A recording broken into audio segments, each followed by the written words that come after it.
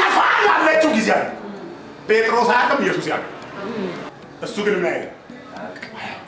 ኢየሱስ ግን ቃል በቃል ሲናገር አንተ ማለና በተመለስክ ጊዜ እንደ ሰው ይሄዳል እንደሚሄድ እንደሚደክም እንደሚፈራ ግን ምንድነው መሰለህ መሪ እኮ ነው ጴጥሮስ። መሪ የደቀ መዛሙርቶቹ መሪ። ማርቆስ ወንጌል ሲጽፍ እጁን ይዞ ያጻፈው ጴጥሮስ። መሪ የሆነ ሰው ከፈራ አውራ ነው ይላል። አሜን።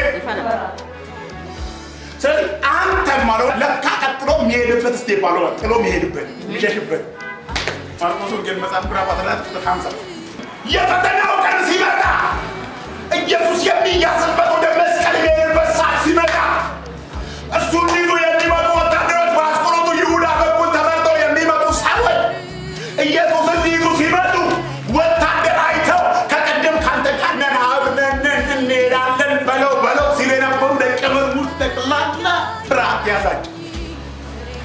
ቁጥር 50 ላይ ይላል ትተውት ተበተኑ። ምን አሉ? ሁሉም ትተውት ተበተኑ። ሁሉም ትተውት ምን አሉ?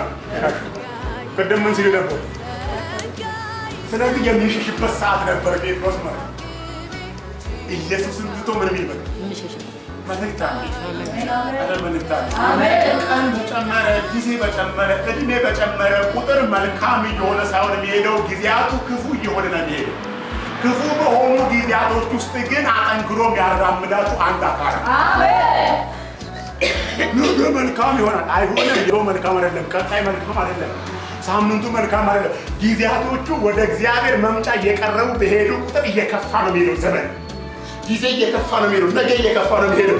በሚከፋ ዘመን ውስጥ ግን ተድላና ደስታ መልካም የሚሆነው በኢየሱስ አሜን።